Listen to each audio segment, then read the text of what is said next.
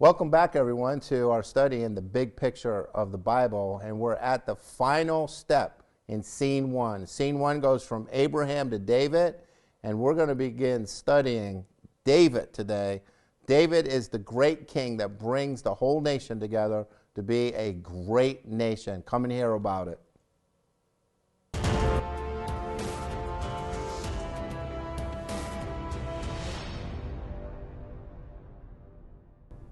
I'm so excited that when Samuel came to Saul, and Saul had sinned and committed a great sin, and God told him that he was tearing the kingdom away from him, that God was going to raise up someone who would be the picture for us of what is a great king. And what set David apart from all other people was that he had a heart for God. And I want to begin to look at that with you, and hopefully this study will encourage you in your own faith. And so let me start with this wonderful idea. God always wanted to have a king, and we talked about that in one whole lesson. God always wanted to have a king, and he was going to raise up one individual, David, that would be a picture for us later, that when Jesus came, Jesus would be the son of David, the son of Abraham. And David becomes the important person for a lot of different reasons. We're going to begin exploring those reasons, but what I want you to focus on today is David's attitude. What kind of man was David? And so we're going to only look at 2 chapters of the Bible, 1 Samuel 16 and 17. So I'm going to read some of the verses to you, and as I read them, be thinking in your heart, what is different about what's going on here, and what's different about David? So in 1 Samuel 16, it says this in verse 1, "Now the Lord said to Samuel, how long will you grieve over Saul, since I have rejected him from being king over Israel? Fill your horn with oil and go, and I will send you to Jesse the Bethlehemite, for I have selected a king for myself among his sons." So let's think about this. Here's this guy named Jesse, and his name came up in the book of Ruth. So God was already anticipating what he's going to do in history and who was going to be in the line of Christ. And so out of Ruth, we came these people, ooh, Jesse. Now Jesse's going to have a son, and he did. He had 8 sons. And so when Samuel comes to that family, he's going to meet the sons, and you're going to pay attention to what people were looking at. What was Samuel looking at, and what was wrong with that? And so let's look at verse 6 and 7. So Jesse brings his sons there, and this is what happens. Verse 6, "When they entered, he looked at Eliab and thought, surely the Lord's anointed is before him. But the Lord said to Samuel, do not look at his appearance or at the height of his stature, because I have rejected him. For God sees not as a man sees. For a man looks at the outward appearance, but the Lord looks at the heart." And so you see what happened here is Samuel was falling into a little trap, just like all of his countrymen did when they saw Saul. Saul went before him. He was big, strapping, good looking, and everybody was like, yes, this is our guy. Long live the king. But he was a coward. What was going on in his heart? Did he really demonstrate the kind of character that you wanted to have in a king? And God is very clear about this. He's looking at a man, not at the outward appearance, but he's seeing the substance of a man. The substance of a man or a woman is what is in their heart. What is their moral character, their spiritual character? That's what God is looking at. And so he goes on to tell us in verse 12 and 13. He said, so all the sons, 7 sons came before him, and God rejected all of them. And then Samuel's like, don't you have any more sons? Come on. And he goes, yeah, we do. We have one, the youngest son. So they sent for him. So verse 12 says, they sent and brought him in. Now he was ruddy, with beautiful eyes, and a handsome appearance. And the Lord said, arise, anoint him, for this is he. Then Samuel took the horn of oil and anointed him in the midst of his brothers, and the Spirit of the Lord came mightily upon David from that day forward. And Samuel rose and went to Ramah. Look at what happened here. So David comes out. What is he doing? He's a shepherd. And as a shepherd, he was out shepherding the sheep. His brothers were older. You know what it's like to be the younger brother? I was a younger brother. And sometimes the older brother looked down on the younger brother. And this is what happened in this case. They all looked down. He's the youngest. So yeah, you get the jobs nobody else wants. And so he's out shepherding the sheep. But David didn't waste his time when he was shepherding the sheep. And you're going to learn that he was learning some tremendous things. And so now God chose David and anointed him. We got a problem. Here's a big problem. The problem is you can't have two heads in one household. You can't have two heads in one kingdom. You can't have a mom and a dad be the head. Think about what's going to happen with a child if you have two heads in the same household. They go to mom, she says this. They go to dad, he says this. It's totally opposite. And so what is the child going to do? He's going to play mom against dad. He's going to be really messed up. No, you have to have one head, two working as one. Now, in this case, Saul was still king, and he was going to be king for 15 more years. Think about this. So what was God going to do with David? He just anointed him as king, but he wouldn't put him as king. Not yet. He had to wait. So God was going to train him. And David had two major tests. And so I'm going to talk about the first test today in this study. In the next study, we'll talk about the second test, briefly about it, and it'll launch us into David becoming the king for good. And so when he went up to Hebron, God brought him up and made him king. This is a 15-year adventure of training. And what was the first training that he had to have? Well, it was the fight with Goliath. This is an exciting thing.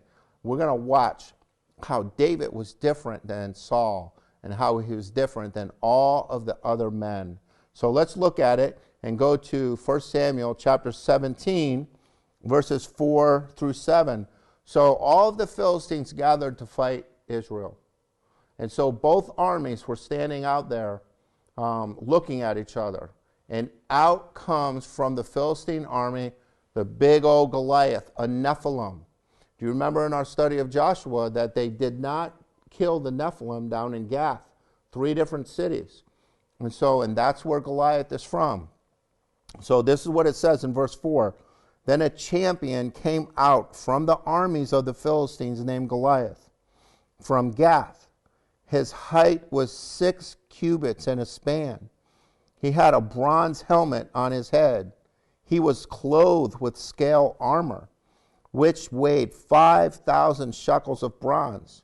He also had a bronze greave on his legs and a bronze javelin slung between his shoulders. The shaft of his spear was like a weaver's beam, and the head of the spear weighed 600 shekels of iron. His shield carrier also walked before him. Now that's a very important point. I want to make this point to you. I'm going to make it a little bit later. In terms of military tactics, at this point, Goliath is making a huge mistake. If you have a shield bearer, that shield bearer needs to either be right next to you or standing right behind you. Why? Well, if you're right-handed and you're going to pick up your sword with your right hand, you want your shield on your left hand. So you need to quickly be able to turn and your shield bearer put the shield on your arm so that you could lift it up and be ready to fight. If the shield bearer is out in front of you, he can't put the shield on your arm. So he was out of position. This is an act of arrogance. As Goliath walks out, a shield bearer is walking out there arrogantly. You can't beat my man. Oh, okay. So this is going to play very important into our story. Let's go on to verse 23. Verses 8 and 9 and 23. Verse 8 and 9 says this. He stood and he shouted to the ranks of Israel and said to them, "Why do you come out to draw up in battle array? Am I not the Philistine and your servants of Saul? Choose a man for yourselves and let him come down to me. If he is able to fight with me and kill me, then we will become your servants. But if I prevail against him and kill him, then you shall become our servants and serve us. And so Goliath made a big challenge. Here's the challenge. We won't have the whole armies fight. Just two of us fight. Me against you. Me against one of your guys. And whoever wins, then the other army becomes the slave. Okay, you guys good with that? So that's what Goliath was saying, okay? Wow, this was a problem because the people were like scared. All of the Jews were scared. Israel was scared. They wouldn't send out anybody to fight. Verse 23 goes on to say this. Verse 23, as he was talking with them, behold, the champion, the Philistine from Gath, named Goliath, was coming up from the army of the Philistines, and he spoke these same words. David heard them. So here's what happened. Goliath came out, said all these things, then he went back. Then David comes. Then he comes out again and says all these things, and David's standing there listening to this. And David's like, what in the world is going on? David was, he was home with his dad. His dad said, take some food out to your brothers. He gets out there and he sees this giant come out and say all these evil things. And David, he acts totally different than everybody else. He's different than all of them. And let's just see how different that he was. Now I want to make 4 different points about how David was different than everybody else there. And if you can think back with me, there were 12 spies in Numbers chapter 13 that were sent into the promised land, and 10 came out and they were cowards. They did not want to go fight. Well, I look at Saul and his attitude, and the rest of all the people, they were afraid of the giant, and they did not want to go fight. But David was very different. Watch what happens here in verse 26. Verse 26, David spoke to the men who are standing by him, saying, what will be done for the man who kills this Philistine and takes away the reproach from Israel? For who is this uncircumcised Philistine that he should taunt the armies of the living God? So here's the first point I want to teach you about David. His attitude was totally different than everybody else. His attitude was this. This guy is taunting the armies of the God of Israel. What are you doing? Guys, what are we doing here? We can't let this happen. What are you going to do for me? I'll go stop them. What are you going to do? And so look, David's attitude was, I'm going in there. I'm going to take this guy out. Wow, nobody else would do that. Why? Because they all operated fear. David operated in courage because of his God. That's the important point to remember about David. And then he said, and jump down with me to verse 32. Verse 32 says, David said to Saul, because Saul couldn't believe this little guy wanted to go fight him. He says, let no man's heart fail on account of him. Your servant will go and fight with the Philistines. Saul said to David, you are not able to go against the Philistine to fight with him, for you are but a youth, while he has been a warrior from his youth. But David said to Saul, your servant was tending his father's sheep when a lion or a bear came and took a lamb from the flock. I went out after him, and I attacked him and rescued it from the mouth. And when he rose up against me, I seized him by his beard and struck and killed him. Your servant has killed both lion and the bear. This uncircumcised Philistine will be like one of them, since he has taunted the armies of the living God. And so David was very different. And so here we have first his attitude. His attitude was, God will give me the victory. He gave me the victory over the bear and the lion. He'll give me the victory over these people. Second, his weapon. David had a weapon that he trained with. Now think about it. When he's a kid, he's out there and he's watching his sheep, and he took this slingshot and he's practicing for hours, throwing those rocks against something to hit it. He was getting good at his weapon. He trusted in his weapon. Goliath had a weapon and David had a weapon. But here's the difference in the two, okay? David did not trust in his weapon. David trusted in the Lord his God. Goliath only trusted in his weapons. And so that was going to be the difference. And so when they went out on the battlefield tactics, this is battlefield tactics. David knew that he was going to beat Goliath. He said, I'm going to take this guy out. He knew it because he knew God would give him a victory. So listen, Christian, you have to be looking for, when you're looking over the battlefield, look at where God gives you the advantage and where you need to attack. And that's exactly what David did. David in verse 40 and 41, this is what happened. He took his stick in his hand and he chose for himself 5 smooth stones from the brook. He put them in the shepherd's bag, which he had even in his pouch, and his sling was in his hand, and he approached the Philistine. Now think about this, guys. As he's approaching the Philistine, I want you to pay attention to what happens in verse 43. The Philistine said to David, am I a dog that you come to me with sticks? And the Philistine cursed David by his gods. The Philistine also said to David, come to me, and I will give your flesh to the birds of the sky and the beasts of the field. Then David said to the Philistine, you come to me with a sword and a spear and a javelin, but I come to you in the name of the Lord of hosts, the God of the armies of Israel, whom you have taunted. And so David was approaching this man with a totally different attitude. So look, battlefield tactics, okay? First, his attitude was, God's going to give me the victory. Second, he had a weapon, but he didn't trust in the weapon.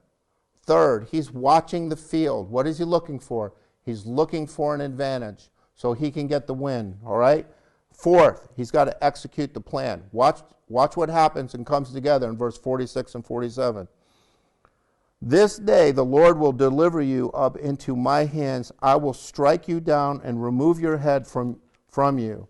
I will give the dead bodies of your army of the Philistines this day to the birds of the sky and the wild beasts of the earth, that all the earth may know that there is a God in Israel, and that all this assembly may know that the Lord does not deliver by sword or by spear, for the battle is the Lord's, and he will give you into our hands. And so this is what happened. As Goliath walked out, it says a second time in the text that his armor bearer was out in front of him. So David ran. It said he grabbed his and he ran. Why was he running? He's running towards the Philistine, Goliath.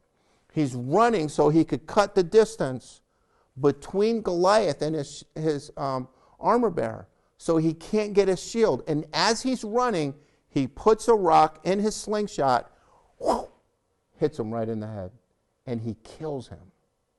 Now listen to me, folks. When David does that, he demonstrates for us what a true king really does. A true king trusts in God, trusts that his equipment is only as good as what God uses through him. And then third, he's looking for his battlefield. He's looking at the battlefield and looking, what is God giving me as an advantage? This is what the Lord says about you. We are his workmanship, created in Christ Jesus for good works, which God prepared beforehand that we should walk in them. You have good works to walk in, but you need to be like David, looking for your opportunities. David looked at the battlefield and he said, I got an advantage right here, and he took it. He believed he would win. He executed the plan for the win. Why? Because he had faith in the living God. That's the kind of leader you want. Saul never acted like that. Saul was a coward. Saul wouldn't kill the people. He wouldn't fight. He made excuses, and he rebelled against the Lord. Saul's the king you don't want. David is the king you do want. Why? Because his heart was for the Lord. He was a man after God's own heart. I want you to be a person after God's own heart. We're going to examine that in our next lesson. What does it mean to be a man after God's own heart? Please, if you like this, click and subscribe and share. Thank you very much.